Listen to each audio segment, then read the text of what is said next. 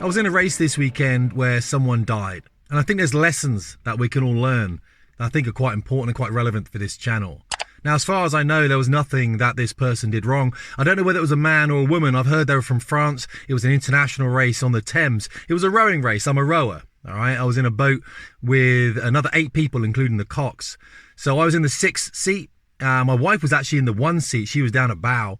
And then the other, 6 seats in there were filled with guys from the club that I row with. And it's an 8. We're rowing in an 8. We had a cocks in the boat. And the race itself was on the Oxford-Cambridge boat race, but it's done in reverse. So we go with the tide on this one. And it starts off at Chiswick Bridge. It goes through Barnes Bridge, Hammersmith, and ends up in Putney. And there was about 270 boats there. In fact, I think actually I just read there were 240 boats that started the race. And each boat had either 4 or 8 people in it. So it was a massive, when we actually kind of held down by the start line for about an hour before we set off, you're on the water for probably 2 hours. There's so many boats there. It was crazy. The actual race itself is 6.8k. And as I said, it's with the tide. So it's not a huge distance, but it's the level at which you have to get to and how quickly you've got to get to that level and how you've got to sustain it. That, for me, was a bit of a personal shock. Now, I've got a tea here, so we can have a proper conversation about this. Now, I'm just coming off the back of an illness that I've spoken about before. It's a chest illness, a lot of coughing. You couldn't sleep. I had to sort of sleep sitting up. It was all a bit weird. And so I didn't know whether I was going to be able to do this race. In fact, I missed quite a few of the practices. And as I said, I'm in the 6th seat. So behind me in the seat 5, the 5th seat, is a guy I row with in a pair quite a lot, a big guy. He weighs about 105 kilograms. I weigh about 100 kilograms. So 5 and 6 is like the engine house of the boat. So here I am supposed to be delivering all this power, and I'm struggling to breathe. I was a bit better yesterday because there was a lady there who'd given me an inhaler thing, which was a steroid-based thing. So I was sucking down these steroids, just trying to shut the cough down. And I've been feeling a lot better a couple of days before, which is why I went into the race. But one of the things that really kind of got me was how intense it was and how suddenly it was intense. Now, it looks like, from what I've read, the guy who died obviously suffered some event in the boat, and they managed to get a launch to him. The guys obviously managed to get him in the launch. We were about to start when this happened, because I remember seeing ambulances. Now, this thing just carries on running, right? So you've got these 240 boats down at the start, all milling about down there. They're all in a big long line. They all then turn around. They all then go up at intervals. It's a massive piece of water, the Tideway in London. I was the first time I'd been on it. It's a great experience, but I remember we'd started off and then we were stopped, and about 4 or 5 boats ahead of us were stopped. We turned back to the start, not knowing what was going on, saw some ambulances knocking about, didn't really put 2 and 2 together, and then, of course, eventually we restarted, and then at the end we'd heard that, there'd been an event, an incident. We didn't even know what it was when we left the event. It was really professionally done, and then I read about it last night that, someone had died. So, for me, I want to talk about how that can sort of happen. How you can be doing an event like that you do for an enjoyment and then you die. But the way I talk about death might shock some people, because I was in the military for 20 years flying fast jets, and death was something we talked about a lot. And we do it in a very perfunctory, matter-of-fact way, because you can learn lessons from it, all right? You can learn things from it that might mean that you don't die. I think there are some lessons that we can learn here. I probably shouldn't have rowed myself, to be fair. But you do, because you don't want to let people down. And actually, we're okay. But I do remember, well, let's start off with who we had in the boat for a start off. So the cocks we had, the person who does all the commands to the boat and steers the boat, was an Olympic cocks. Now, she's a lovely girl. She'd rowed with us at the club before. She now lives in London. And I really like her. I think she's great. And she's also, she's won the Oxford-Cambridge boat race as well. Very talented woman. And she's in our boat. She knows the course well. But there's a difference rowing with an Olympic cocks than there is with another cocks. And if someone was to say, this is the person that gives all the commands, if someone was to tell me what that was, it's probably the level of discipline they can get from you at the whole time. What that means is there's never a point at which you're not working in that boat. Now, I've rowed with many coxes before. I normally row in a pair. It's coxless, obviously. But I've rowed, obviously, 8s, 4s. An 8 just means you've got a single blade each, 4 blades either side.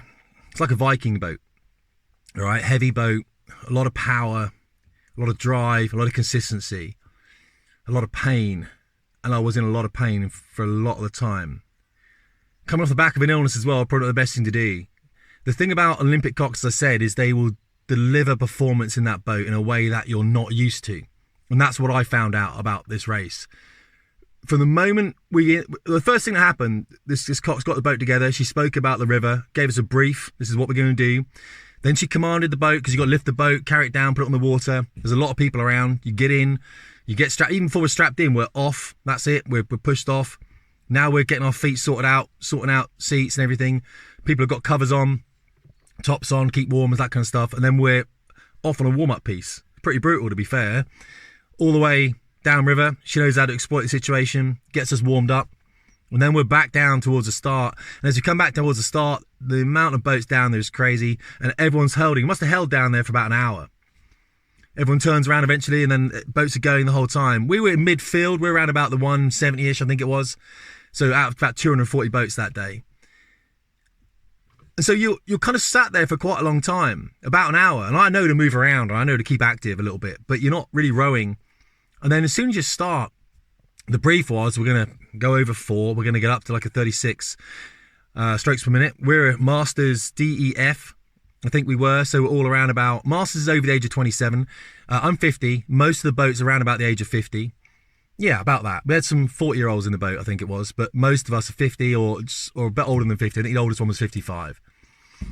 So we're in that kind of mixed Masters. We did all right, actually. Beat the Royal Air Force boat.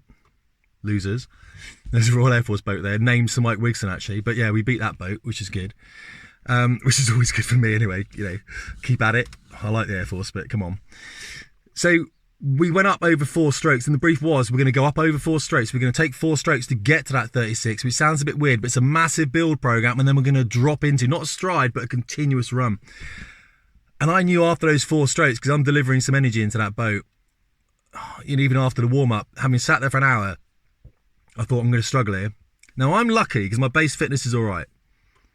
I've got an erg in my garage I'm looking at now, and I'm on that hopefully most of the day if I can. Obviously, when I've been ill for the last 2 weeks, I've been doing no training whatsoever.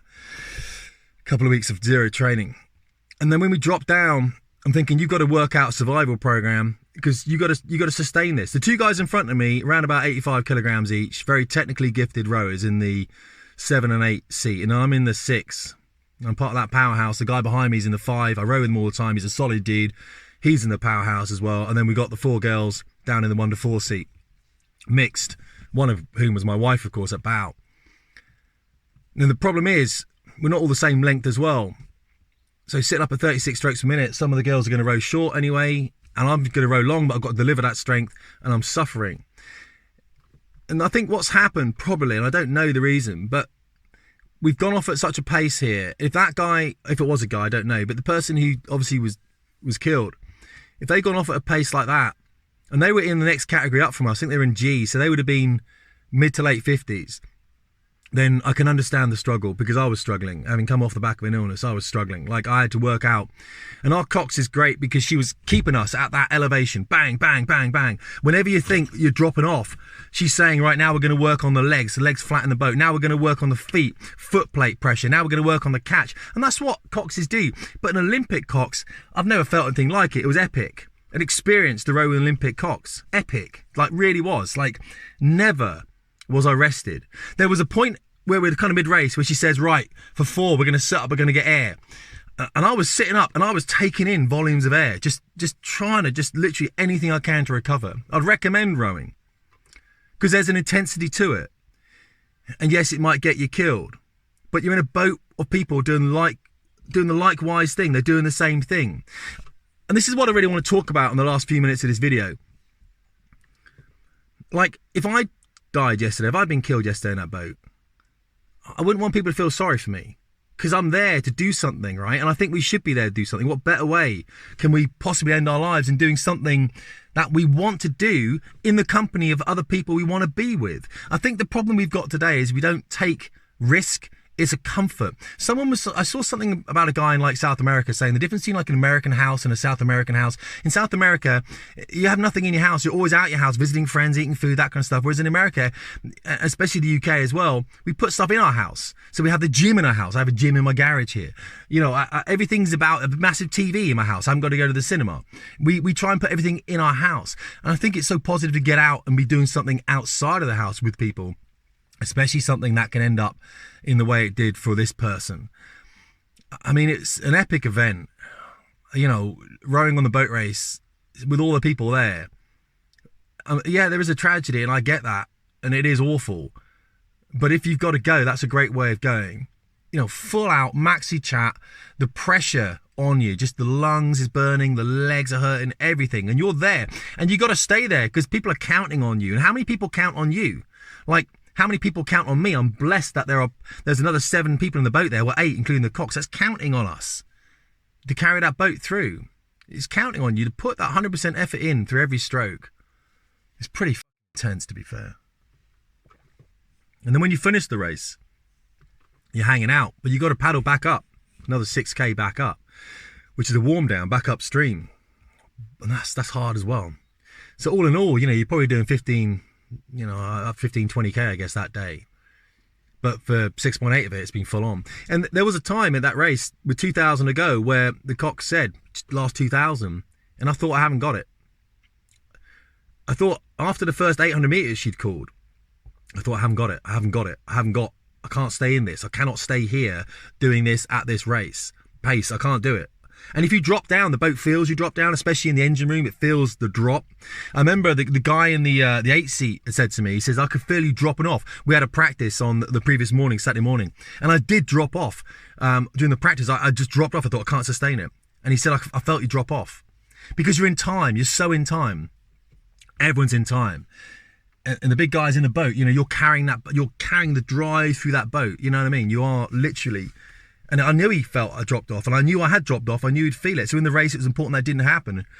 Just absolutely wiped me out. It still has. Today's been a bit of a nightmare, to be fair, guys, because, you know, you're carrying that. So I understand that person in the race there, and I understand what they were going through. And I just think, personally, I don't think there's a better place to go if you're going to go. You've got so many people around you, so many people that are focused on doing something worthwhile.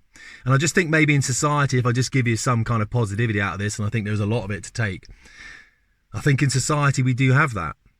I know everyone thinks it's going to rats, and I understand that. But I was going around London, and, you know, I'm not seeing all the crime and stuff.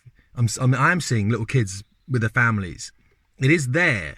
Statistics prove we're going to go in a different way, but the truth is there's still a lot of good in this country, and there's a lot of things we can do. And if you're looking to become part of a community of people that want to put work in, then rowing is a good thing to do.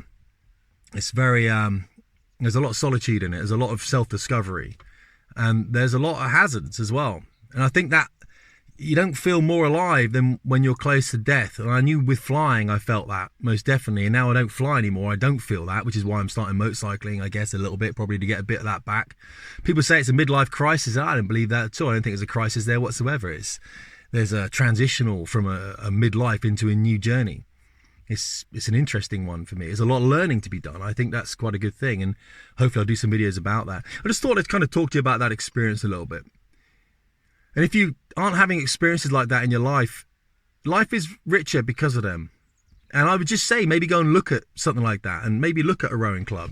You know, not all rowing clubs are the same. You can be very competitive, or you can be in a rowing club that's more recreational, but go and knock on the rowing club door and ask them. It's a great place to be. It's very technical skill. And as I said, you know, you get to do some interesting things, roll in some interesting pieces of water, and sometimes bad things happen, but surrounded by good people. All right. I hope that's kind of it should be a positive message. I like to think it was a positive message. It's, you know, don't get me wrong. There's hazards in everything we do, right? You can cross the road tomorrow, get hit by a bus or something. We can do that, of course. Or you can try and just maximize that life. And as I'm 50 now, the last couple of decades of my life, I'm really trying to kind of squeeze what I can out of it, and try and be as positive as we can. We do need to be, and doing that with other people is a good thing. Community is good. All right. I'll put this up, guys. All right. Appreciate your comments as well. I'll talk to you soon. Tim Davies.